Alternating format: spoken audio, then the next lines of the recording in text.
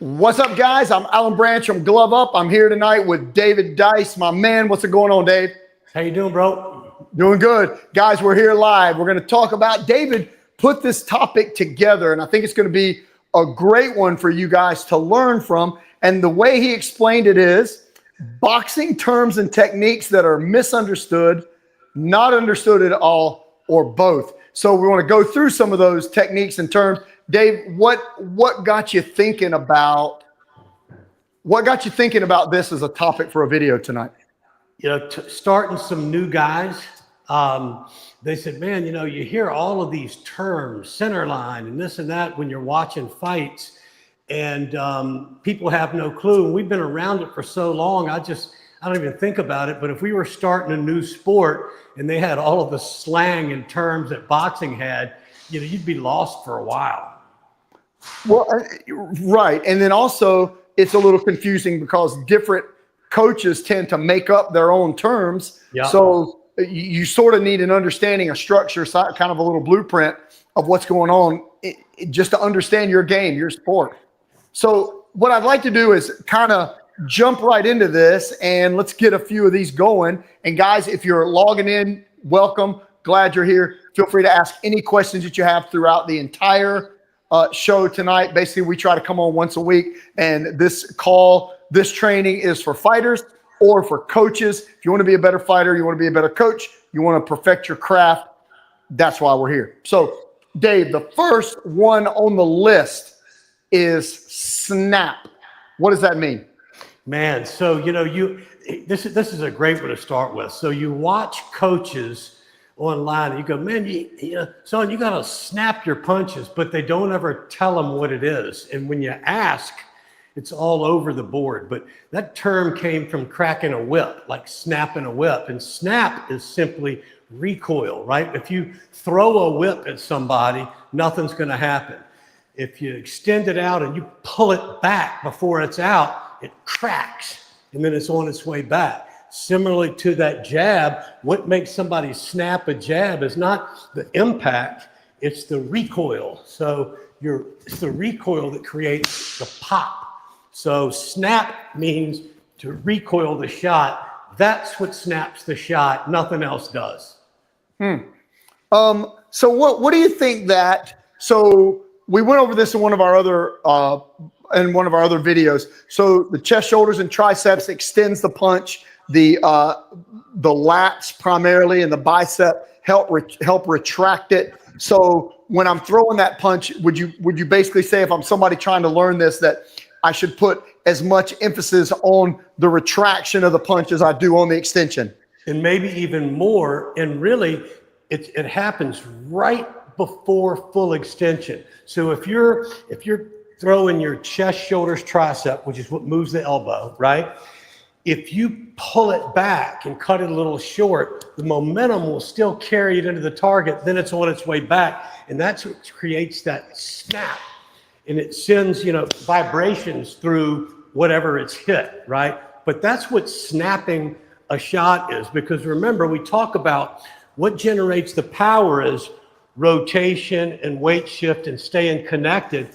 The snap is just what comes on the end of that, whether it's an uppercut, you know, the straight right cross, right, jab.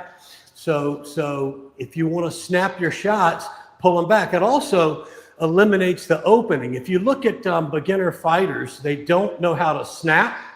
And so what happens is you see a lot of rib cage. And the more rib cage you see on a fighter, the more they're arm punching, the more openings that they have, and you know they don't have really good snap on their shots. So the snap primarily is coming from that recoil. Yep. Once again, so if I'm going to throw a right hand, I want to make sure that I'm putting the same emphasis on pulling it back. Could we use the verbiage snapping it back as much as I am on the release? So let's take that right hand, Alan. So say it again. If we took that right hand, right, and we know the gun, right, or the power is the rotation, the weight shift, and staying connected to your power. The snap is just like a jab on the end of it. That's what creates the snap. Bang, right? So you're always pulling your hand back. Here, here, here, here. And that's what creates that pop on the end of the torque. Okay, so that leads perfectly into the next one, which is the term, and you hear a lot of coaches saying this, but they can't explain it, and it's pushing your punches. So if somebody says you're pushing your punches, what does that mean? Because we just explained what you need to do, but what does it mean when you're making that, when you're pushing a punch? So it's, a thrust is another word, right? So we teach people those 4 points of contact. We start, push your hand out there and leave it there. That would be a thrust, right? Or a push. It's the opposite of recoil, right? And so you never want to push your punches. Once you make contact from that point forward, it's a push. So all of that power and snap needs to be delivered right at impact. So you can push a heavy bag and make it swing like crazy, but you didn't hit it hard, right? That's a push. Where you can pop it and it's not swinging. You'd much rather get hit with the push than the pop, right? For sure.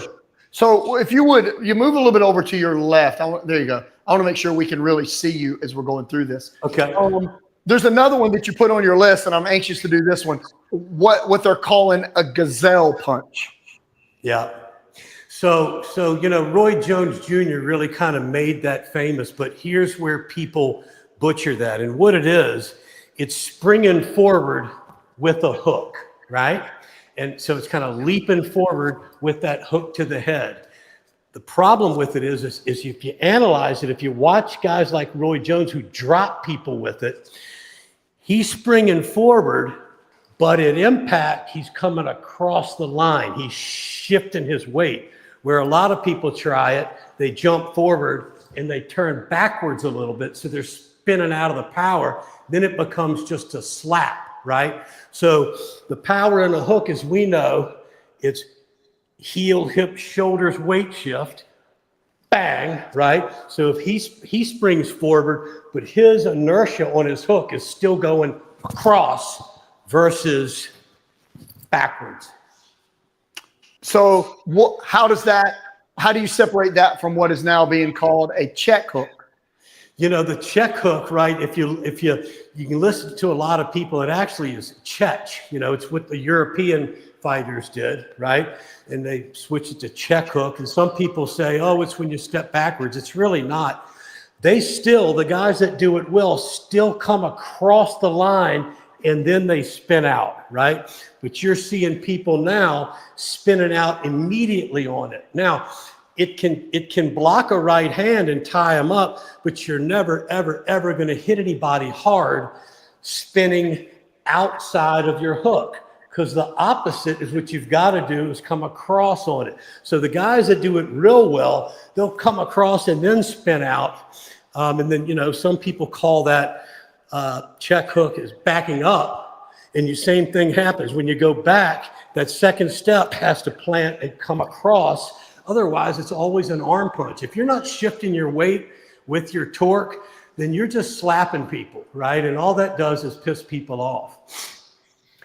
So, guys, if you're joining us in tonight, I'm Alan Branch. I'm here with David Dice, who are here with Glove Up, and we're going through boxing terminology and some of the misunderstood verbiage that's used in boxing and kickboxing. We're addressing some of that, but this is a live call. So if you're here live, feel free to ask any questions, put any comment, let us know where you're from in the comment section. We're going to run through several of these. We've got a lot to talk about tonight, and then we can answer your questions as well as they come up. I'm monitoring them over here as well. So Dave, this is a big one. I know it's a pet peeve of yours. You see, you guys, if you're following any type of boxing training, there's tons of videos online where you see people doing boxing footwork drills, and they're actually nothing of the sort. They're agility drills. They don't transfer over to boxing. There's a lot of mistakes being made. The number one being crossing up your feet. You want to deal with that one? Yeah, so when you hear, and most people know this one, but when they hear crossing your feet, well, first of all, everything is all about your position, right? The whole game is You're trying to stay in your position. Your opponent's trying to get you out of position with your hands or your elbows or your feet. But when your feet are crossed, okay, or even if they're in a straight line like this, but if they're crossed, you have no leverage here. So up here may look the same, right? But your corner man should say, hey, when he's moving to his left, he's crossing his feet. The second he moves to his left, hit him, because he can't hit you with anything powerful. But crossing your feet is just a major no-no, especially when you're, one step in from getting hit. Now, if you're way outside, then that's okay. So it's really easy to fix that. Whatever direction you move that foot first. It doesn't matter if you're orthodox or southpaw. If I move forward, my front foot has to move first, then my rear foot. If I move back, it's my rear foot, then my front foot. If I'm going to move to my left, it has to be my left foot, then my right foot. If I move to my right foot, then left foot. And those 4 movement patterns should be mastered before you do anything else. So we always talk about getting your position right, then learning to move correctly. And, there's a lot of other movement that we teach later on down the road, angular, all of that. And then you start learning some strikes. But, crossing your feet is just, and you watch people do it all the time. They'll move like this, they'll cross their feet, or they'll move like that. And there's absolutely nothing you can do to the guy that's going to hurt him with your feet crossed.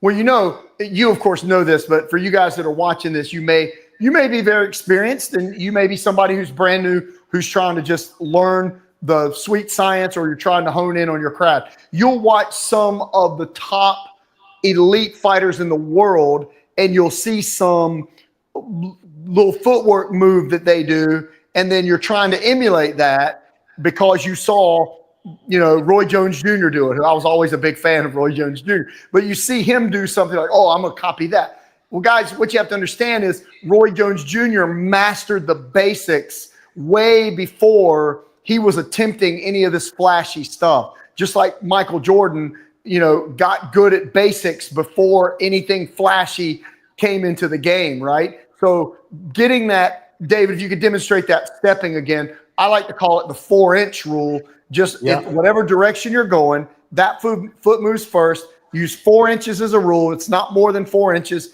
If he moves his left foot to the left 4 inches, his right foot tracks over 4 inches. If he goes back, his back foot moves 4 inches to 4 inches. Now, that sounds simple enough, but like Dave, if you're doing a double jab and you're coming in fast, you're having to do that same thing twice, right? Yeah. Well, then when you add a punch to it, now you're having to step twice while punching. Guys, honestly, there's a lot of coordination that's required to do a good basic double jab right hand if you put your feet Alan, I was teaching that today. It's pretty funny. So the footwork on a double jab, it's step in, but what it really is step, step, step, step, right?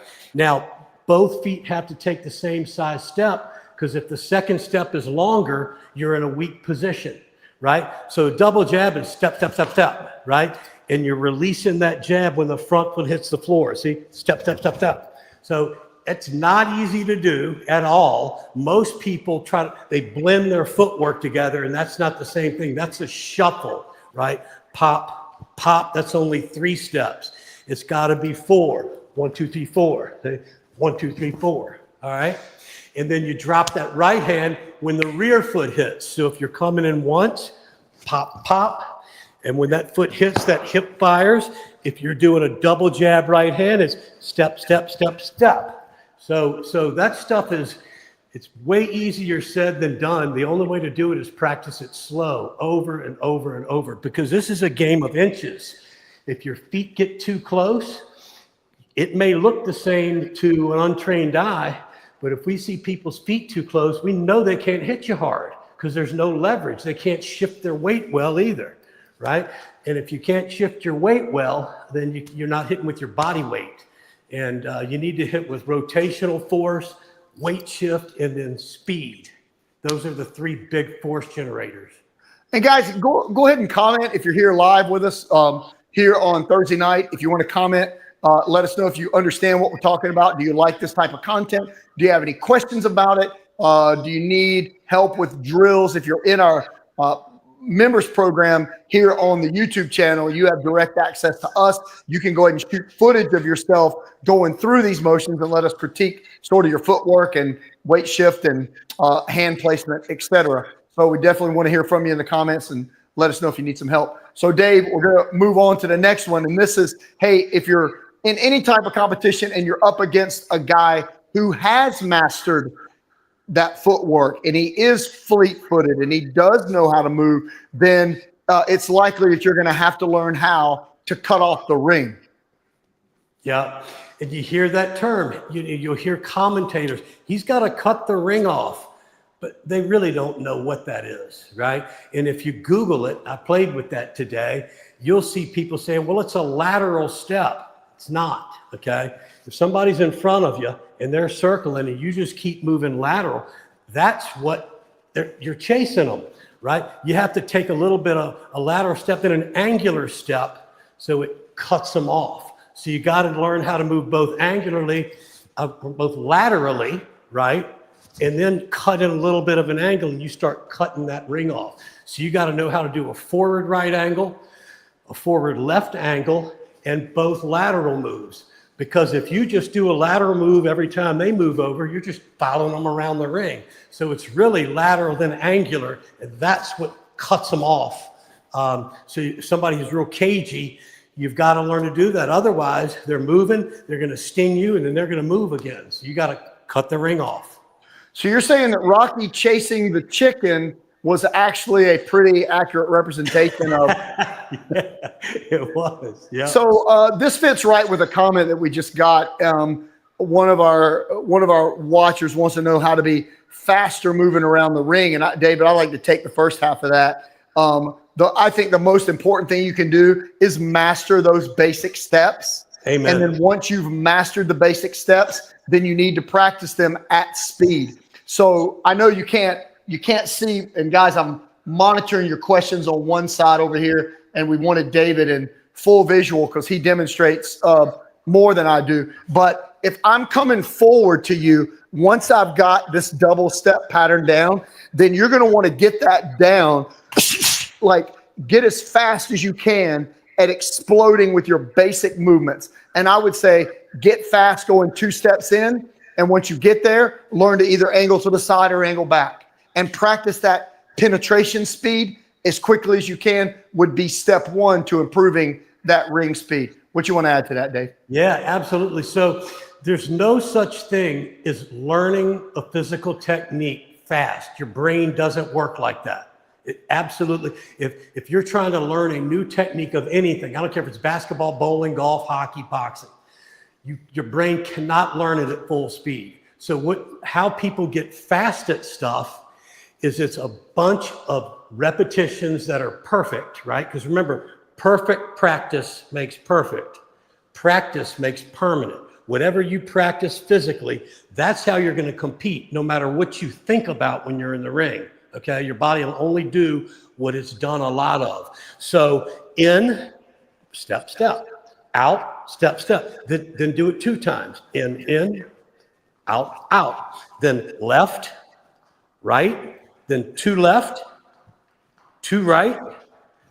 Then you have angular footwork. And in our program, we teach you all of it. And there's really only 6 different things. You have forward, back. You have left, right. You have a forward right angle, which is moving this way, okay?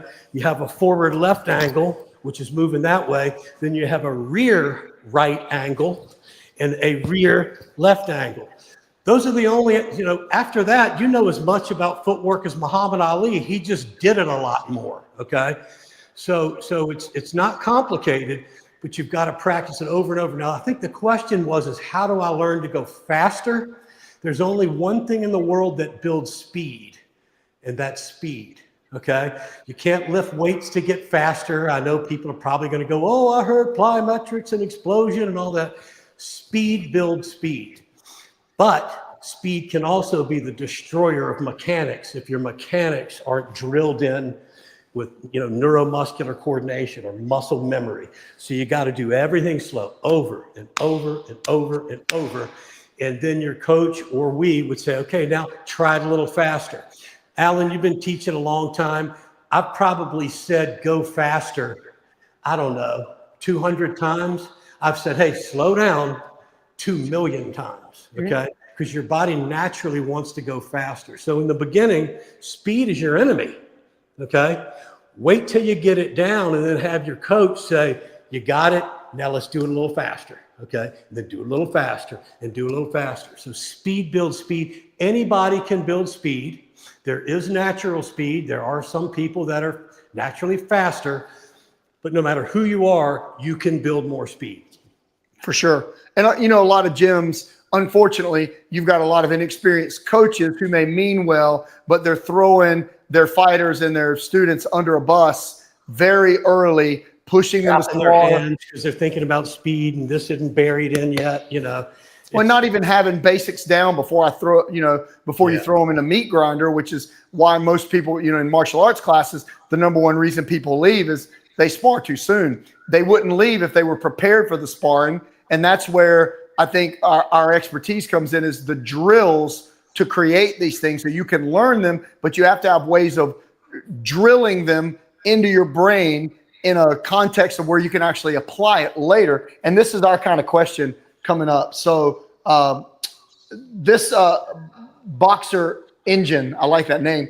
He said, what if you are circling your opponent and using your footwork and they cut off the ring?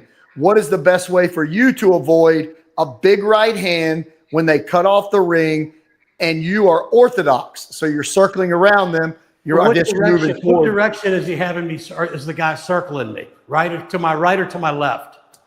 So he just says, if you're circling using footwork and they cut off the ring, what's the best way to avoid a big right hand when they cut the ring off and you're orthodox? So I guess you're circling. Direction change would be number one. Be able to change directions real fast, right? That, like we were talking about doing those lateral drills, you know. So a lot of people, they circle kind of in a rhythm and then circle in another rhythm, and you've got to learn to scatter, right? So if somebody tries to cut the ring off, you bounce that other direction, turn and fire. And remember, you're circling.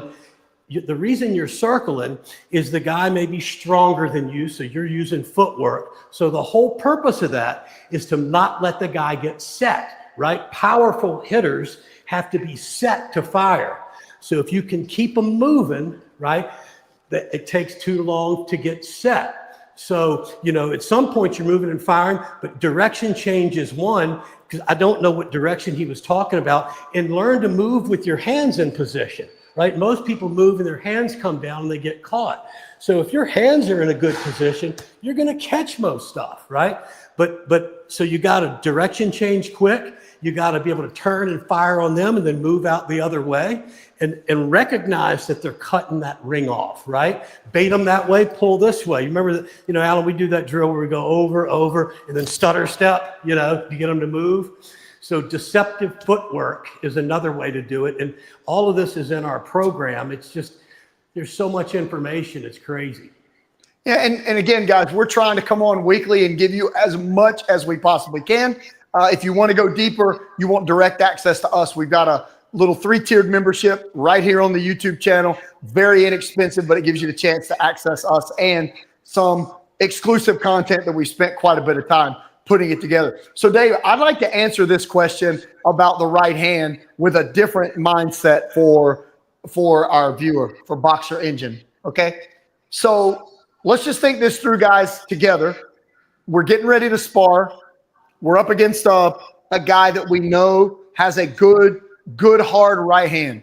So what are the things that we can do to avoid getting caught with that right hand? So we can make sure we have our left up, right? Make sure our left up. Make sure the chin is down. Have our shoulders up. We can focus a little more on circling away from his right hand, so we can circle away. We can try to keep the right range. We can keep the head moving and not give him a good target. All these are good things we could do, right? Any other defensive or posture things you'd like to add to that, David? You can throw an up jab, right? A jab will disrupt the right hand all day long. Don't jump ahead on me, man. Huh? Don't jump ahead of me. That was the answer. So guys, Dave's a step ahead of me. So I want you to think about this. So you got all these things. Keep your hand up, circle away from it, keep your head in motion. But what if you just continually threw a good stiff jab, a good up jab, a good snapping jab? What is he now doing with that right hand that he was going to throw at you? He's either checking your jab or your jab's going to cancel out his punch. He's wrapping around it. Yep. So the jab is your defense against the right hand. Either occupy him with a jab, make him deal with your jab with his right hand and he can't throw it, or use that jab if he's throwing it to make sure you cancel it out. You're canceling out his jab with yours. So sometimes it's a good thought to reverse engineer that and go, wait a second, instead of letting him test my defense, I'm going to test my offense. So I put myself on the offensive and make him defend against me. It's just a difference in a way of thinking. And I think if you can switch your brain like that, it sort of changes your view when you spar. Go ahead, Dave. There's another good thing too. You can take a nice jab to his shoulder, right? So let's say you're inside of it. If you keep that chin down, that 4 points of contact, and you burn that jab on his shoulder, that'll stop that right hand, right? So it's a little jab a little bit out here, and then that right hand stops. Your right hand can come right through. There's a lot of ways to take a right hand away from people. The other Alan teaches a lot. It's just eat it and roll with it. And when it lands, it'll slide off that way, depending on what kind of right hand it is. If it's a straight right and a right cross, it'll slide off. Overhand, may not slide off. And we'll get into those a little bit later too, the different types of right hands, because those are terms that people butcher constantly. Strong recommend on what David just said. We've got a video with Brooklyn, one of David's students that I was working with, on defending the right hand, and we're teaching this arced wrist defense against the right hand. And if you have not seen that, make a note, set a reminder on your phone, make sure you go watch that video, because that particular block of a right hand is good stuff that you really need to know. Another question, and guys, feel free to put them down here. We're here for you tonight. David's, how does cutting off, and thanks, T-Bear left a really good comment about the quality of instruction. We appreciate that, man. Iggy says, how does cutting off the ring work if you're orthodox versus orthodox? So a lot of that's going to have to do with the direction the other person is moving. But Dave, go ahead, and you want to answer that? So if it's orthodox, I think that people are maybe confusing a little bit, like how do you position yourself if I'm orthodox and he's southpaw? Well, the rule of thumb there is I keep my front foot outside of his front foot. So my straight right is lined up right down the middle, and I'm away from his power. That may be what somebody's talking about, because cutting the ring off is a little bit different. That's a different animal. What you're doing is, instead of following somebody who has good footwork around the ring, right? You're following, and then you're pushing in on an angle, and they're going to have to battle. You can catch it. We're talking about when you have to cut the ring off on somebody, that's somebody who's trying to keep you off balance, keep you from getting set. So you lateral step, then you shoot it in a little bit angle, and that lets you to get set to bang them. But if they've got footwork and they see you do that, and they've got good balance, they can just bounce the other direction, right? Or spin out of it. So, but the main thing about cutting the ring off is you're not following the person laterally. I see a lot of people, you just got to move laterally. That's just not true. You've got to move angularly a little bit and laterally. And if you're in an actual square ring, then you're working them into the ropes or into a corner as part of the whole initial idea of cutting off the ring. I want to cut it off and then walk you into a corner where it's always 2 against 1. It's me and it's my friend, the ropes, who's going to hold you for me while I hit you. So when you're trying to cut off the ring, a square ring, I'm literally trying to work you against the ropes or into a corner. So let's go ahead and jump on to the next one. Dave, this is good stuff, man. So you already covered angles. When you talk about what you hear the term arm punching. That's a great one, man. Yeah. Go ahead. I want to hear. So I'm going to revert back to this, guys. Go home, watch some of the greatest boxers. then watch some decent boxers, then watch some people that are new at punching, maybe amateur boxers, and maybe some MMA stuff, because they have to know so much, right? And a lot of them are just learning how to strike. But what you'll see is the more rib cage that you see, the more it is an arm punch, and it is not going to have nearly the power, and it's telegraphed, and it also creates major league openings. So an arm punch, okay, is throwing your punch either with no turn, so you're a huge separation, or as you turn, you throw it too early into the turn. So it ends up being more arm than it is torque. Just remember, if your power source, and everybody agrees with this worldwide, your power is in torque and weight shift. Bang, that's where your power is. Same place as it, the human body can only do but so much. It's the same place baseball players, hitters get their power, they stay connected. Golfers, people that, hit any throwers, stay connected. So what you want to do is stay connected as long as you can. Bang, then let it go, and you'll only see rib cage for a split second. So notice this. Next time you're watching a great boxer, from a Marvin Hagler to Tommy Hearn, Shuri Leonard, whoever your favorite guy is, watch how little bit of the rib cage you see when they're punching, okay? And you'll notice, man, you hardly see it for a split second.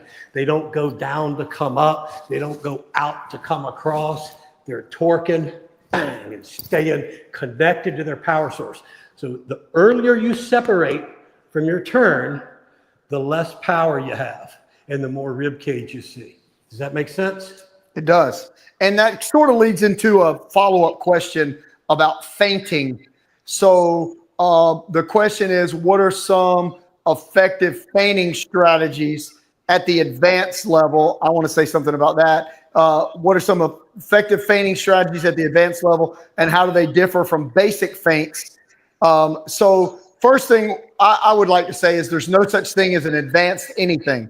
No. There's only the advanced application of something basic. So you get whatever the basic thing is, and then you just get really, really, really good at it. You may be able to do it from different angles, different levels, moving your head up and down at different speeds. But I wouldn't think of things in the terms of advanced. I would think of it as the perfection of something simple. So David, you can, of course, you can feint with your hand, you can dip and feint with your head. If you're kicking, you can fake with your hip. But I think the best one is yours, and it has to do with that still staying connected and that shoulder. Exactly, man. So here's the thing about a feint, and all a feint really is a fake, okay? But here's why a lot of people don't do it right. Their fake or their feint does not look exactly like the shot that they're trying to fake, okay? And the only way a feint can work is you've blasted them with a technique that starts the same way. Floyd Mayweather, there's some videos out here, great job where he's stinging that jab, moving that jab all around, okay? And then he feints, but the beginning of that punch looks exactly like his punch, then he skips in with the left hook. The problem with it is a lot of people, the fake doesn't look like the punch. See, our sixth sense, we recognize patterns. Your brain recognizes patterns. And if you see a break in that pattern, it goes, hey, something's going on, right? So if you want to feint your jab, like let's say you go bang, bang, and you feint it and throw a right hand, it has to start exactly like it. So it takes a lot of practice. The other thing, the way we teach staying connected, if I throw a 1-2, right? I can then throw a 1, fake the shoulder, come back with a hook, and it's a different beat. The cool thing about feints are a 1-2 may be bang, bang. A feint 2 is ba-ba, right? So it's a little bit different of a timing. You cannot feint if you separate too soon because you're too committed to it. So when you punch like this and then let them go at the last second, then you can throw that shoulder and come back with something else. So if there is anything advanced, it would be, you got to learn how to fire and then make this punch pop, start the same way. Now he's going to react to that. His brain will say, hey, last time I got cracked with that thing, even if it hit their glove, You saw that shoulder come and then boom. So then you fake that shoulder and come back in another direction. Same thing with the left hook. If you slip down and you've thrown a hard liver shot, you can fake that liver shot and come back with another shot, or you can kind of pause it and then come over the top with it. But they have to start the exact same as what you've already hit them with. All right, Iggy, let us know if that helps answer that question, man. Thanks for that. And any of you guys, feel free to ask any questions you have. We love answering those. We're going to keep rolling on, and we'll pick up your questions as they come in. So, Dave, we've got on here looping punches and haymakers. I've had quite a bit of experience dealing with those, and I don't know. You made this list, and I don't know what direction you're headed. For me, guys, I originally started fighting in a tough man contest. It was before it was regulated. Just about anybody could join it, and I was wanting to test my defense. Like, I wanted to just see, can I survive against these bigger guys? And back then, when it wasn't regulated, you could have guys who've had pro fights, amateur fights, regulars, just street fighters, brawlers, you didn't know. And one guy would come out super sharp and you're dealing with that. And the next guy might throw a straight jab. And the next one's just a Hail Mary bomb out of nowhere. So it was very unorthodox trying to read the style. But I think, Dave, you want to sort of identify the verbiage of what we mean when we say that the haymakers are kind of the same thing. So a looping shot or a haymaker, and that's going to hit a lot of people in the beginning because you may be looking at something else. You may have had a brain fart, but let me tell you, those shots rarely land on a seasoned fighter. Okay, so if you look at the better the competition, the less of that stuff you'll see. Not saying that it can't hurt if it lands, okay? And what's really amazing is, when we did that series on power, people were like, "Oh man, no, that that's going to land a lot harder." Nothing could be further from the truth. Not only do you see that coming a long way, there's no way that shot lands harder than somebody throwing a hard right hand where they know how to torque, weight shift, and stay connected and snap on the end of it. Not a chance in the world. And I can attest to that. I was in a particular fought in one tough man contest where Mr. T was actually in the corner. He was in my corner, which was pretty cool having Mr. T there. And what a cool guy. In one fight, it was a complete street fighter who threw his hardest bombs, and I don't even remember getting hit. I've got it on tape. The next fight was a boxer who had just gotten out of prison, and he hit me with a straight right hand on the ropes. And it was just a quick, short, straight, rotating right hand. I'll never forget it. I can remember where I was standing, where my butt was on the ropes, and hear Mr. T yelling in my ear at the same time. I got hit on this side with that short right hand. It sent an electrical volt, like a shock, all the way down the right side of my body, out my heel. And it was just a straight, short, rotating right hand. It hurt worse than any punch I got hit with in like 4 fights in that particular tournament by far. And it wasn't even it definitely wasn't wound up, man. It was short and tight. So remember, Alan, I sent you that clip of Tyson because I wanted to kind of answer some of those people about, you let go, where he just took that. And, the guy's name, he was from South Africa, the White Buffalo. I can't really remember his name. He was a tough cat. He was kind of kicking Mike's butt a little bit. And then all of a sudden, instead of winding up and trying to nail him, he just threw that heel, hip, and shoulder. Boom! And I mean, it looked like somebody sticking a hot poker up that guy's butt. And he just, it was done, right? No drawback, just creamed him. So just believe me, you do not have to wind up to hit hard, and you're not going to hit a good fighter like that. And remember, we're coaching people. We're assuming that we're giving this information, assuming that you're going to fight great fighters. I'm not talking about knocking out drunk people or beginners or all that, because that's a different story. We're talking about you at some point coaching somebody, or you doing it, fighting at an elite level. Yeah, and we've mentioned this before, that if you prepare for that level, then everything else is a lot easier, right? Why not prepare for the worst scenario? So another question. These are great technical questions, guys. explain the role of angular attacks and lateral movement in breaking high-level guards.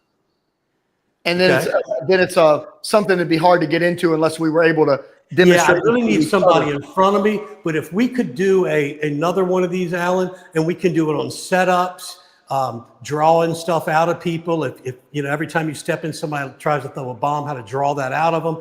But angular attacks are slick because when you're boxing, the safe zone is where you're on the inside and their arm is over your ear.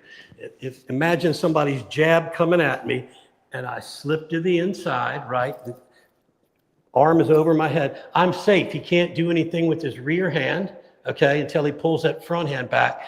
It's when you're way too far over or too far out that you're in a real danger zone.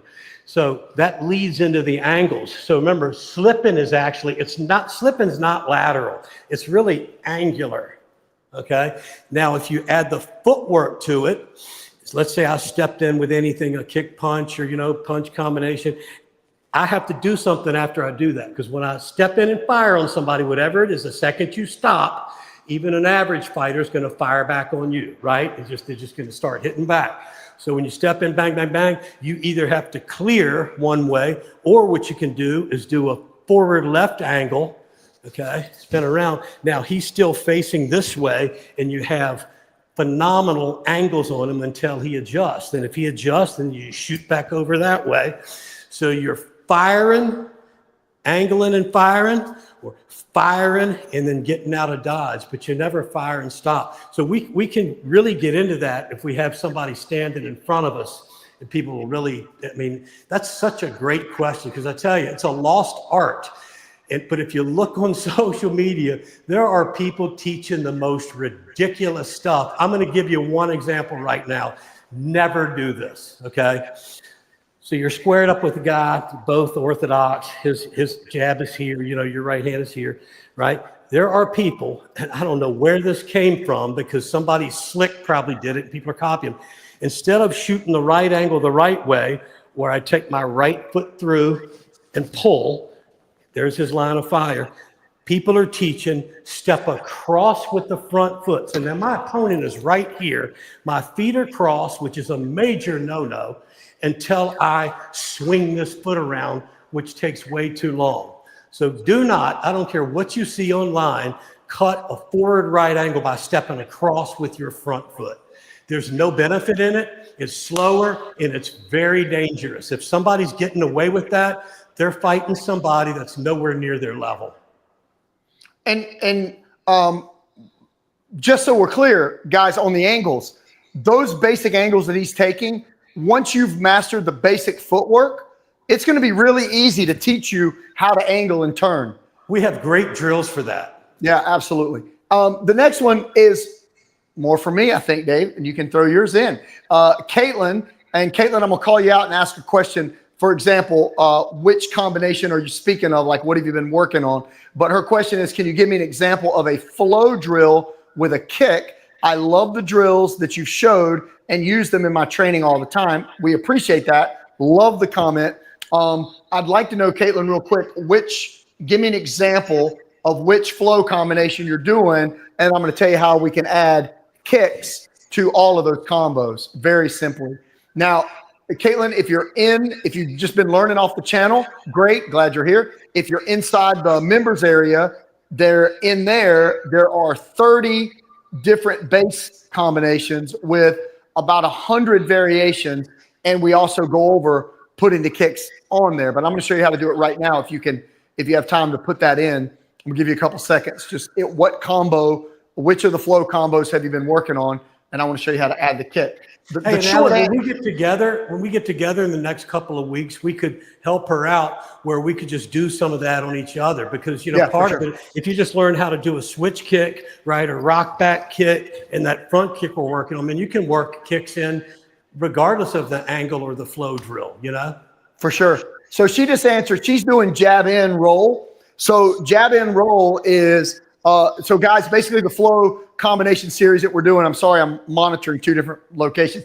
The flow combination series is the old way of training combinations is by numbers. So for example, the jab is a 1, the cross a 2, the hook's a 3, uppercut's a 4. There's different variations of that, but that's how it's typically taught, which is fine. But what we like to do is we've created a system where we incorporate all of your movement, your offense, your defense, and your footwork into the combination. So when we call out a certain thing, you have a pattern that you're going to follow. I don't have to list out, for example, throw a double jab and a cross. I just say jab in. Jab in means double jab cross. So it's that first step David talked about. It's stepping in, double jab cross. And then she does roll, which in ours, if our weight is on, if I double jab and cross, my weight is on my left leg. So I'm going to roll to my right. When I roll, I learn to automatically counter with 3 shots every time I defend or move. So Caitlin is going jab in, roll, which ends with a cross hook cross. And at the end of that, the weight is on the left leg. So if you saw David a second ago, if the weight's on the left leg, you're going to make a quick little switch kick and add a left leg round kick. If your weight is on your right leg, you can step out and add the rear round kick. So the simple answer, Caitlin, to put a kick with any flow drill is where is the weight? So I've got my bag. If I go double jab, cross, roll, cross hook, cross, and my weight's on my left leg, I would just switch and come through with a left leg kick. If I did jab, cross, hook, my weight hits my right leg, I would come off and kick with the right leg. So the easy way to do it is to learn wherever your weight is, that's where you throw the kick. And typically, we will use our hands. And David may be a little different because he's got a better kicking style than I do. But we use our hands to set up our feet because you're a little more. If you throw a kick first, you're on one leg, right? So now you've got to put that foot down, reposition yourself, and try to get off a punch. But if you throw a punch first, my feet are underneath me. I've got my weight set. It's really easy to put a kick right behind it. So my short answer, and then David, yours, of course, is wherever your weight is, Caitlin, at the end of a combination, add a kick. And go ahead and ask more on that if you want to know more, or if you need a different combination, I'll teach you one live right now. Dave, go ahead. What's your feedback? So you can start off with a kick, because let's say your kick's distance, and you don't want to step in with punch. You could do a quick step, do the kick. It's mainly designed to create an opening, right? So let's say if I stepped and blasted a forward leg round kick into his liver and I saw him drop in that hand, right? Then I would go, okay, next I'm stepping kick. And just like boxing, your second and third shot are to the opening. So definitely, you got great fighters fight in combination, but watch this. So if you follow our punching and moving style, the fight game is foot to foot. So it's foot to foot. When I say foot to foot, so anything you throw with your right hand, your weight ends to your left. Anything you throw with your left hand, other than a jab, your weight ends to your right. A slip to the other side is just like a punch. Your weight's over your left. So the style we have is designed to be able to rip hard kicks right after it, and it's the right way to a box anyway. So Caitlin, here's something kind of cool. So let's say you finish with the right hand, your weight is to the left, okay? There's 2 ways you can blast a nice front leg round kick off of this. Switch kick and throw it, or as you recoil the right hand, go all the way right into the pivot, and as you pick that knee up, it'll slam that round kick into it. So you can switch kick, boom, or you can recoil that right into the round kick, and it'll rip right through. Matter of fact, that's probably the kick that I've knocked the most people out with or done the most damage with, because people don't expect a front leg round kick to have that kind of power, right? So it's the recoil of the right that fires that thing. So there's a lot of ways to do it. Alan hit the nail on the head. Whatever foot you finish with, if you want to kick with that foot, you switch kick, right? You finish with your right leg over here, weight over your right. You can step back and blast with that one, or you can come right with the front kick off of it. But just continue that weight shift. I hope that answered your questions and wasn't too redundant. Yeah, no, I think it was great. And we have a good video, guys. It has to do with the round kick, and it's David and I, and he's actually teaching me that version of that round kick, and you can watch me learn it in real time in the videos on our channel. So I would definitely recommend you check that out. There's a lot of really great information. Our goal is to be, we understand there's lots of people teaching this, right? What we want to be is the best at being able to explain not only the how, but the why, and break things down on a level better than anybody else. Like, bring it down to a level where you understand us, you can explain it, you can apply it, you can teach it. And we just feel like that's a beneficial thing that's sort of missing in the world of anything to do with fighting right now. We agree that fighting, it's a system. So this isn't our opinion. A lot of people go, well, there's a lot of ways to skin the cat. Well, there's only one way to master a system, okay? And what it is to break that system down into as many individual pieces as you can, okay? Then you improve those little pieces. Then when you put it back together, the sum of the parts is greater than the whole. That's not my opinion. That is the best way to improve a system. You can't just keep doing the whole system all the time. If you want to get it better, break it down. And that's what we do. Like, I can show you some inarguable things about a front round kick and a rear leg round kick that it's literally inarguable about how to maximize your power with your base foot in your hip position. And anything more than it, it's going to take you off balance. Anything less than it, you're going to lose power. And people go, oh, well, I've seen somebody get knocked out with not doing that. I'm not saying you can't, but we're talking about maximizing your potential, okay? And so that's what we're talking about. We're talking about doing these things is maximizing the ability to throw that thing, not saying that throwing it a different way isn't going to be effective. Does that make sense? For sure. Absolutely. Let's keep rolling.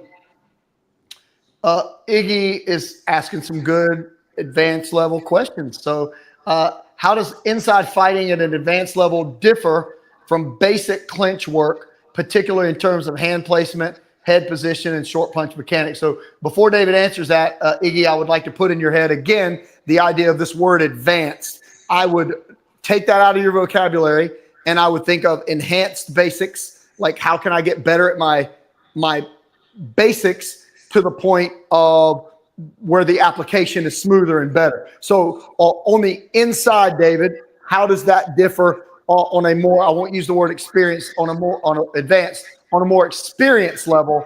How does that infighting, how's that going to differ? So let's talk about that advanced thing. So all moves are advanced to somebody who doesn't know what they're doing, right? Yeah. So what we do is it's like building a house. If your foundation is weak, the whole house forever will be weak. Okay. So, but what you do is, so you learn this stuff that's even those basics are advanced to you. Then when you get those down, you're just learning new stuff, but you're just stacking it on that real solid base. So there really is no such thing as something is advanced, because anybody that doesn't have their basics mastered, they're going to get creamed by somebody that knows really what they're doing, right? That's why they have amateurs and pros, and that's why even when people first start fighting pro, their fights are handpicked. If this is your first pro fight, you don't fight someone that's 30-0, right? You'll work your way up. So now inside fighting, you want your feet a little bit wider, right? Because there's some bumping going on. A lot of people, that's when you can kind of square up a little bit, but I don't like that because your center line's too exposed and it's harder to shift your weight on your shots. But your elbows are in tighter, and the power source is still the same. So you can be in really tight and kind of push your head and sneak that uppercut right there. And if your power and your punches come from your arms, you are just all jacked up on the inside, because inside is tight, and that weight shift, boom, and you just sneak those shots up, or you sneak them around. So you have to have that turn, or your shots are going to be arm punches, and you'll get countered. You won't do any damage to the person. So I'm really not sure what that question was in the clinch. There's a lot of ways to clinch. It's different in kickboxing than it is in boxing, and it's different in MMA than it is in both of those. So we could do a series on that, the different ways to tie people up, right? Trapping the elbows. But inside fighting, your legs are going to be a little bit wider, your elbows, that's when you do have two backhands versus a front hand and a rear hand. Those hands come closer together. But boy, you had better learn how to fire from turning, or there's no way you're going to do damage on the inside. And there's a little bit of bumping. There's some angling, some turning. Turning. We'll work on. What we'll plan on doing on that, Iggy. Next time David and I are together, inside fighting. We'll make that a priority next time we're together. Great question too. Say it again. That was a great question. All these questions are phenomenal. So, Caitlin, also, any of you guys that are following our combination series, feel free to ask if you need a new one. Also, friend me on Facebook if you're on Facebook, and you can always shoot me a message if you have any question. I don't mind helping you at all, especially if once you grab a hold of the idea that we can put your combinations in a system. Once you understand that, you're in my world, because that's what I love, is fighting in combination. So I'd love to help you with it. And another question from Super Honky. I love your name. I don't know if we always ever covered it yet, but basics of slipping. So David, I'd love it if you would go ahead and do the basics of the slip, and then I'd like to add something onto that with combinations. So if you can see this line between my legs, that would be the center line. And you want your front toe and that line kind of touching that heel, but you have to have a little bit of gap here. Okay. Otherwise you're fighting on a tightrope and you can't slip well. So you have a bob, anything to the head. Bob works great. I don't like the butt going out. I like it coming straight down and up, right? Straight down and up. So that's good for any technique to the head. All right. Just like a bobber. If you've been fishing, that's where that term comes from. Just bob down and up. Chin stays down all the time. You don't lock your legs out. You always have a bend in your knees, okay? It's kind of dangerous to bob like that, but you can get away with it, right? In kickboxing and stuff like that, because you don't want your head too close to them, but you've got to have wicked timing to capitalize it. But I think it's better to just come straight down. Now you have slipping. We call it slipping left and slipping right. And another term for it is weaving, right? So what it is if I am going to slip to my left, I'm going to take my right shoulder around just like a punch. My chin goes over my knee, and you'll see my head comes off the center line. I still keep these hands up in case I haven't done well or he's faked me, and baited me into that. I'm still protected. My weight is now on my left foot or my front foot so that I can rip a shot right off of it. Because a lot of the slips are really offensive. I'm coming over here, looking for a shot to the liver or looking for a shot coming across. So that's slipping to the left. Shoulders around, you pivot a little bit, chin is over the knee, head is off the center line. You stay looking at your opponent and your hands are up. When you see people doing this kind of stuff, they don't know what they're doing. Keep your hands here when you're slipping, not like that, all right? If we're slipping to the right, now notice that left slip was angular because my weight goes forward, my knee over that knee, so it's not lateral. When I slip to the right, I bring it across like it's a hook. My weight is on my right foot, my chin is over my knee, so my weight is back a little bit, but my head's not back because I have to slip inside of that straight shot. So slipping or weaving are for straight shots only, okay? You can't slip into a circular shot. That's the hardest I've ever been hit before. I guessed wrong, okay? So straight shots to the head, great for slipping. right? We got bobbing. Now remember, slipping is weaving. So what is a bob and a weave?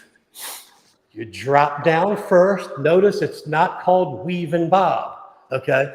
You get your head off the level, and then I go over to that slipped left position, and I come up a little bit. So the head will do a little bit of a U, but it's down. And now I'm in my slip position or my weave position. And notice my left hook is poised to rip a shot. So we talked earlier about the fight game is foot to foot. That's foot. Now, I could come back to center, or I could go down and go all the way over to the right side. So that's bobbing and weaving. So we have bob, slip left, slip right, bob and weave left, bob and weave right, and then you can rock back. But that's a dangerous move because your head shouldn't come straight back in. So if somebody's fainted and you rock back, you're usually going to get caught. So you have to come back with your own shot, or if you rock back, you got to come back and do a little bit of U motion. There's a lot of young fighters get knocked out like that with their chin up in the air. Somebody faints and they do that, they come right back into that next shot. So you can rock back. It's dangerous. You got to bury that chin. But the basic ones are bob, slip, bob, and weave. Does that answer your question? I mean, I think he should be pretty happy with that answer.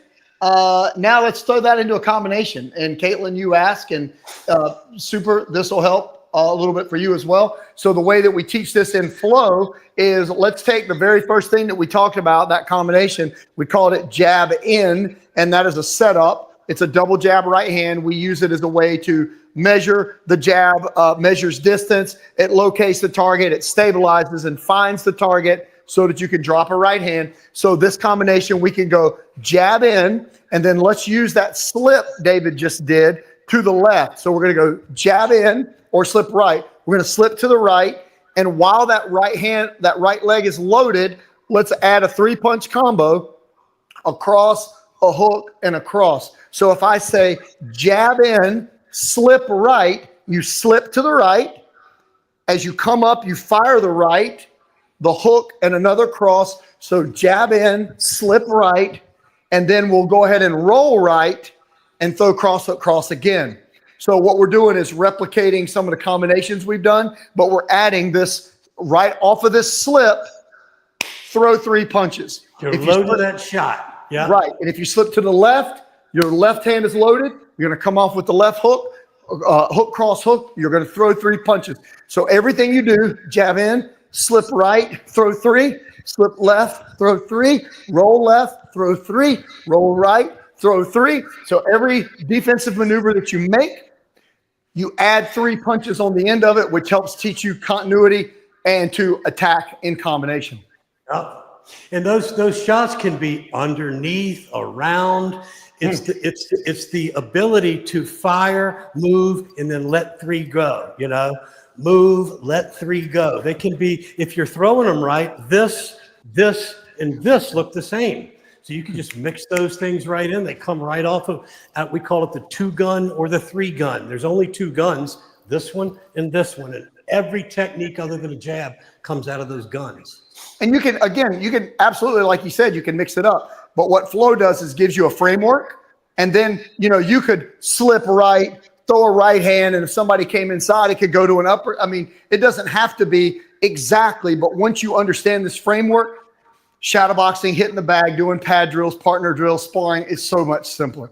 Also, and the way Alan has lined it up, by the time you learn those basic ones, you have the rhythm to make those changes like that. And if you've learned the footwork and started from scratch all the way up, anytime we teach you something new, it's not going to take long for you to be doing that well, and you can apply it. All right, so Super, I also saw your comment. How can you donate to the channel? So I think there's a super chat option should be up there. I appreciate that. We also have a membership here on the channel that David and I put a lot of work into. And basically what it is it's our entire flow combination blueprint. There's 30 of those. And then all the variations of putting those together. If you're a coach or a fighter, it's years worth of training material. It's a couple bucks a month. And then we have a program called Fighters College, which is a very in detailed version of what we're doing, where you get access to us to critique what you're doing. And we do have a certification in that program in Fighters College. And it's basically a detailed, analyzed breakdown, step-by-step, A through Z of everything you can imagine, including for the fighter and for the coaches, how to work a corner, how to work with your fighter, how to teach, etc. So you got a couple options there. You have a super chat. We appreciate it. Or if you'd like to join us on the channel, would love to have you there too. Just go to the main page, click join. It'll show you a couple options. We'd love to have you. So already been at it about an hour. You guys want to keep going? So what do you think? You guys watching? You want some more? Go another half hour. Man, we love this stuff. So let me see what we got left on our list. We've actually covered quite a bit of these just in discussion, David. So guys, the idea behind tonight's training was to deal with some of the confusion, answer some of the questions, terminologies that you hear in the fight game and in training. And that's what we started out with. And you guys have provided some really good questions, so we sort of deviated a little bit. Hey, Alan, can I take one? Because this is, I get this a lot. So you'll hear people say a straight right, or a right cross. And a lot of coaches, every right hand they talk about it, they say, well, just hit him with the right cross. Straight right, a right cross, and an overhand right are three entirely different punches, right? And they have to do with the center line and the position of the guy in front of you. A straight right hand, the gun is the same, you turn, okay, and you snap that thing straight down the line. A lot of people will step off line and throw it, right? But it's still going straight, i.e. straight right hand. A right cross goes across your body. Same gun, but then it extends across a little bit. Because most people, and they've been doing this for centuries, when you throw a jab, they'll slip to the right. So the straight, if you throw a 1-2 with the straight right, that right's going to miss them as well. So what they do when they see you slipping this way, one, and they throw that across, i.e. it goes across the center line. It's a right cross. And an overhand right, if we're fighting orthodox, both guys left side forward, which is what most fights are, I do the same gun. And then at the last second, I just raise my elbow up as I snap it, and it goes over their hand, i.e. overhand right. So it goes over their hand. So by raising the elbow up, it's not that.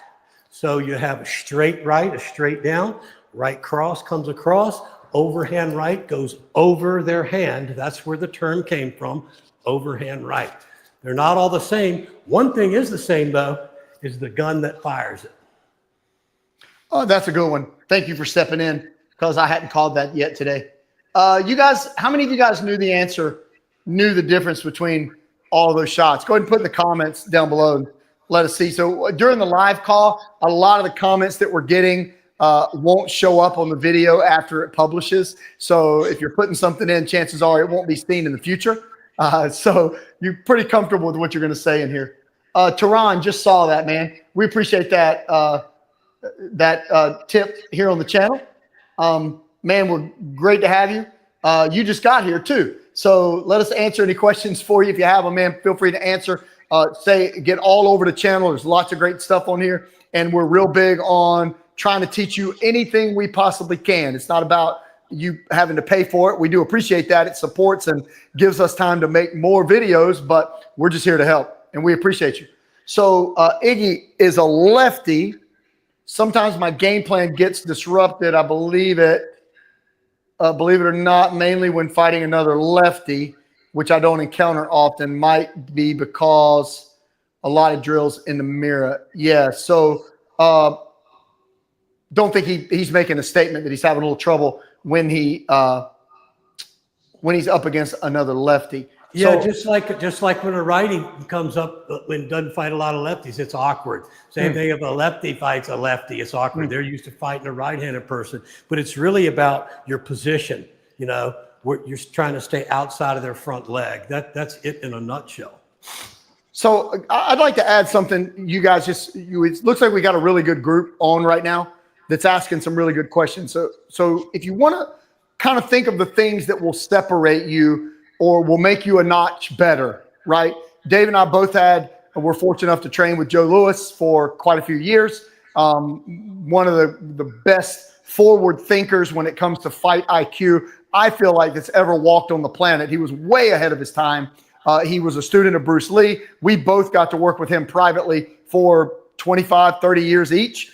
And you learn some stuff when you're with that quality of person. And one of the things that I learned that I think would be important to pass on to you, the first thing that's going to make you better is to perfect your basics. Like, I really believe this 3-point stance that David teaches, if you have not gotten that down, when this is over, go find the 3-point stance video. We've got a free one on the channel. We've got an in-detailed one in the membership area that's really in detail on the 3-point stance. Just mastering that will raise your game 25%.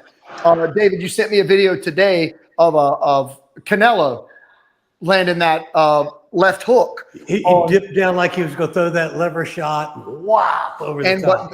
But his opponent abandoned the 3-point stance. Both hands were out here, so the stance was completely abandoned when he got caught. This 3-point stance will save you from, David, what do you say? Even the best fighters only land 2/3?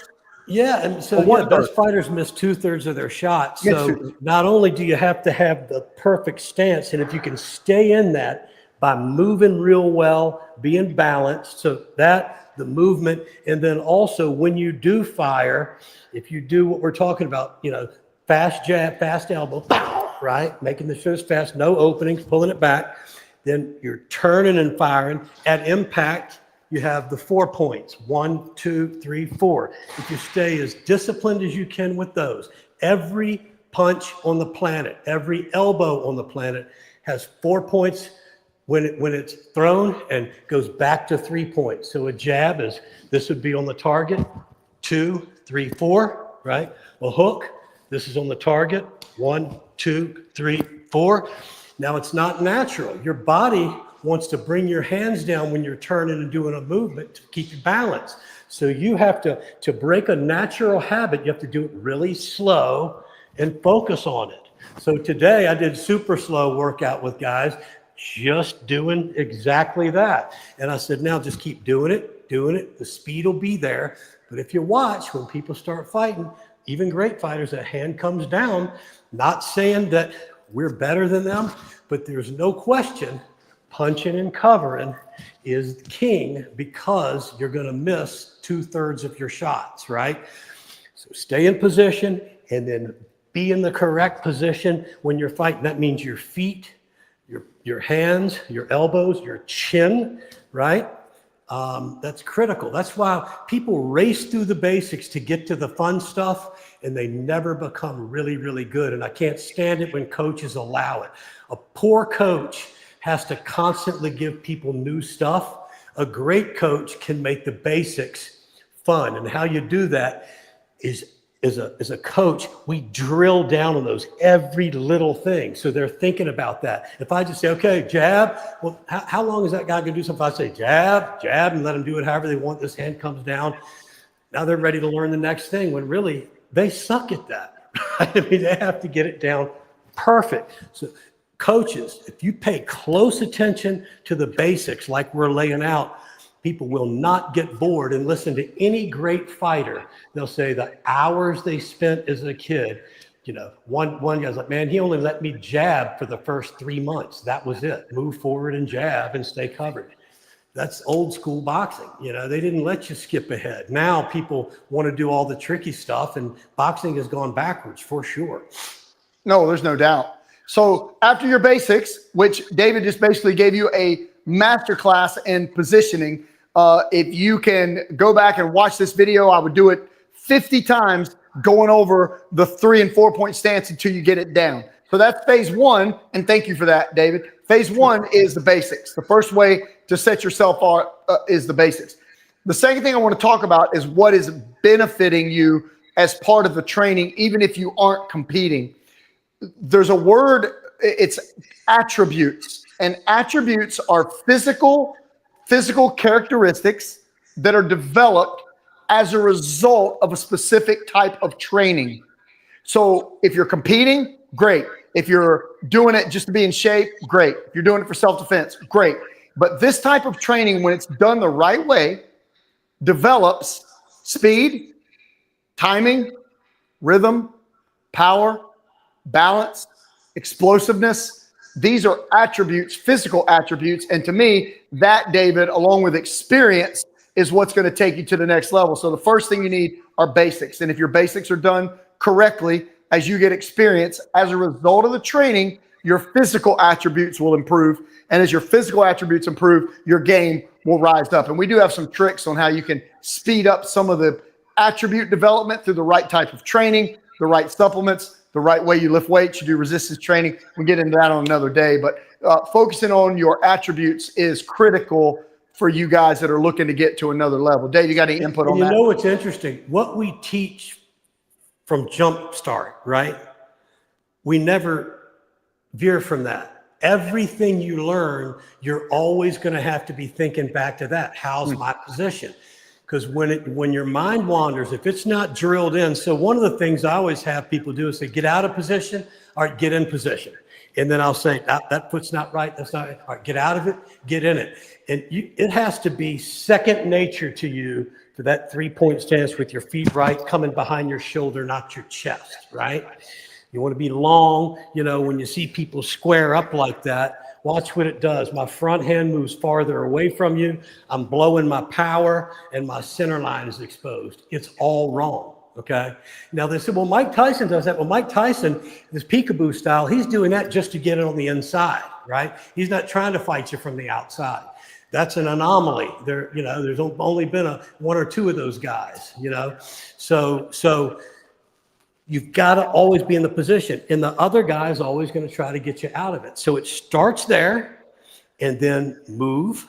Then we teach you some individual punches, right? Then we teach you some blocks. Then head movement, then you start putting that stuff together a little bit. But if you skip over that, that's why Alan and I are going to have you guys send videos of you. And so segment 1 will go, you got it. Or it may be, hey, you got this, except fix these couple things, but go ahead and get into segment 2.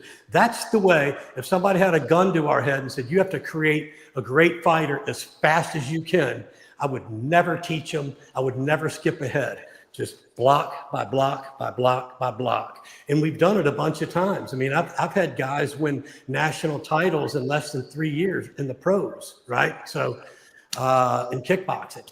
And so yeah, but it's just it's the way we were kind of brought up. And if you look at any great athlete, they'll tell you that's how it was. They master the basics. So anyway, I don't keep meaning to beat a dead horse, but it's so important. Don't always look ahead. Well, if our goal is to educate and instruct. So the fact is you're giving the advice that's going to get the job done. It's not to just entertain you guys. We hope you're enjoying the call, but it's more of, hey, you want to get better. We've got a lot of experience at this. We're trying to help you. This is what we'd recommend. Dave, I don't think you can reiterate that too many times, how important it's going to be just to be good at the basics. So a couple things. Super. Thanks for that. I see that. He put some money in the super chat, Dave, for the call, thanking us for the training. So we appreciate you, man. And Tehran also added in that he's 50 years old. He said he looks like a newborn deer trying to walk with some of the fighting. And his goal is to work the mitts like a pro and is willing to put in the work. So Tehran, first thing is for you to get your basics down. So if you can get that 3-point stance down and go through our videos where you're reviewing, and we've got some of these free right here on the channel, go through how to punch. They're in some of the long form videos. I think I made slip, you're going to move under them. Yeah. Right. So you want to be able to do it. And then the basics of the pads are going to be pretty simple. So as soon as you feel like you've got the basics of how you are standing and punching down, reach out to me. What I like to do for you guys, and look, any of you watching this, go ahead and grab your pen and write this down. There's my cell phone number. Alan, you can give them mine too. People send me texts and little video clips of themselves. You know, I love to do that. Just saying, man, here, you got to watch this, you got to watch that, right? But I don't like it when they send something back and they haven't implemented what the first video was. Yeah. Make sure you did a little bit of homework before you start sending the videos, right? And no, nothing meant ill-intentioned on that, other than, hey, the second you have it, when you think you have it down, let's review it, because we're either going to say rock and roll, or we're going to make the tweaks, but we don't want to have to start over when we've already taken the time to teach it to you in the video. And then Teron, shoot me a message, and I'll shoot you a quick little video on some basics of mitt work. That is my favorite part of being a coach, is working the pads in combination. So I'll be glad to help you with that any way I can. David, another person said, great video, thanks. Teron also said he's a VP of sales, and the advice that you're giving is good for any profession. So yeah, we'll get our basics down. Give us 6 months and we can have you hitting the mitts better than anybody that you see on social media. I guarantee it. And great coaches won't be able to pick it apart. For sure. And combinations that people are going to want to learn from you. So guys, we're about an hour and 20 minutes in. So I got to be a little bit respectful, as much as David loves this. He does have to get up in the morning. So we appreciate you being here on the call. We're trying to do these weekly. A couple different things. Again, I'm Alan Branch. I've got about 42, 43 years in doing this. I'll be 59 this year. And I asked Joe Louis, of course, the legendary world champion who trained with Bruce Lee. When he was my age, I was 30 something. And I asked him a couple questions. How do you keep your speed? How do you keep your fighting ability? What do you do? He told me what that was. I followed it. It worked. So now I'm trying to relay some of that information back to you guys, because it benefits you to train the right way as you're coming up, so that you can not only develop the skills, but keep them without destroying your body. I've owned 4 different commercial facilities. My fighters are about where a record's like 150 something and 12, which is a pretty good record. And that's going through amateurs, tough man contests, professional fights. David has a better background than I do as far as experience with who he's been with. Dave, you want to give him a quick little, I know you're very modest, but give him a quick little rundown of your background too. Yeah, so I spent a lot of when I was 19, I had first karate school. I just turned 63 a week ago. And the majority of that time, I was always I had ADD when I was little, right? So I always wanted to know, why do you have to do something this way? So I found out that people like to be taught that way. So I would visit the best fighters and the best fight coaches on the planet. That's when I would take my vacations, and I would go and just pick their brain. And I learned that people can really see if you're genuine about wanting to learn what they do, right? I'll give you an example, like Lou Duva, who trained, Pernell Whitaker and Evander Holyfield and, Mark Breland and Meldrick Taylor, and the list goes on and on and on, right? Vinny Pazienza and Arturo Gatti. But anyway, they had a guy that would watch their feet and just see how fast their heel speed was, because the heel allows the hip to come through and the hip allows the shoulder to come through without friction, right? So if you want to build speed, you have to take the friction out of those things. So I learned that from them and actually shared that with Joe Louis. And so, he's like, him out, let me think about that, right? And then after a while, it was like, okay, yeah, I get that. And so that's just an example, from the Costa Amato and from, Kronk Jim and just, and then all the martial artists that we learned from that were great kickboxers. And we're sharing this information. So we've always been kind of forward thinking, like the 3 different kinds of speed. There aren't a handful of coaches on the planet that understand the differences in all 3, and you can work all 3, right? You have takeoff, reaction time, and miles per hour. We have a segment on that. So anyway, this is just all we like to do. I love it. I'm glad my wife let me do that. And, she's into it. But then when Alan and I, we had both the same instructor, we're kindred spirits, right? So take his experience of mine, add them together, it's a powerhouse. And remember, we constantly are looking for better ways. It's just slowed down a lot 40 some years later. In the beginning, we were constantly changing things and finding a new way. But now, you're not saying, we don't learn new stuff, but it's just slowed down. We have a pretty good understanding of the best way to strike. Well, this is the calls are great. I look forward to it every week. It's a favorite part of my day. Just getting ready to talk fighting, guys. That's what we like to do. And real quick, Caitlin, I see you joined our program. Going to be great to have you on the channel. Make sure you grab my cell phone number there. Shoot me a text. I'd love to just chat with you by text a little bit and see how we can help you. Guys, other than that, what we'd like to have you do, feel free to glance through the channel. One way you can help us is by getting better. How do you get better? Go through some of the longer form videos, get up, practice them. Don't just watch. Listen to David's points on the stance, go through some of the combinations, listen to Joe Lewis on some of the reels. There's a wealth of information in there. And when you get to the point where you're ready to push it another level, have us help you guide it along. Then either shoot me a message. Again, there's my phone number, or join the channel. And we post to our members area on there ways you can contact us. We'll answer your questions, critique you, etc. So David, anything? Please ask us if you want to see us have one of these talks about a couple of different topics. Feel free to say, hey man, could you do a thing on mitts and shields, right? Could you do something on conditioning and how to jump rope? What drills that you see out there are real and not, because there's way more out there that are terrible. And it's motor learning. We'll cover that, right? It's not my opinion. There's negative motor learning out the wazoo. And that basically is when something is fighting like, if a drill is fighting-ish, but you're not performing it exactly the way you'd want to do, that's called negative motor learning. Stay away from it. There's a lot of ways to condition that don't hurt techniques. Conditioning is general. Mechanics and techniques are very specific.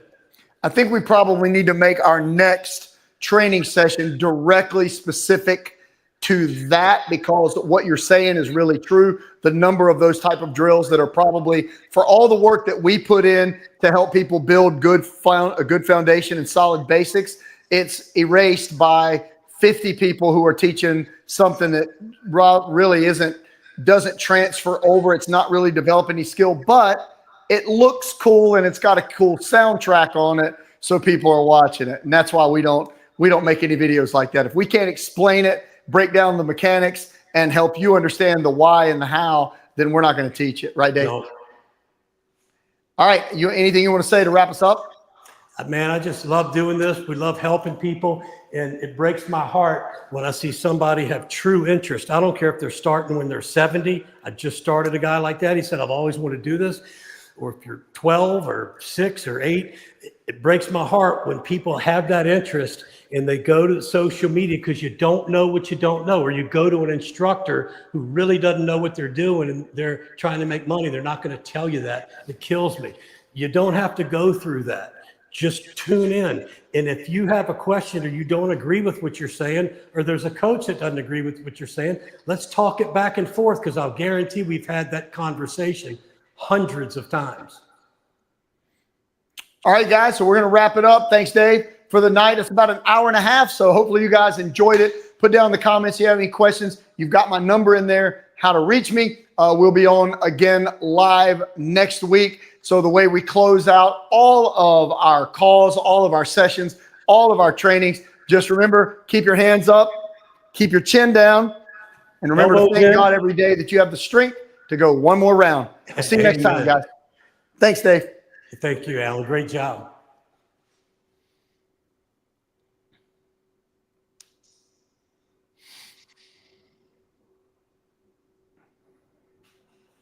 Got quite a few people still on. That's great, man. I tell you, I love it. I can't wait till we start seeing some video of them getting better each time, Absolutely. And feel free to share my cell phone number. They can text me directly too. We both love helping people.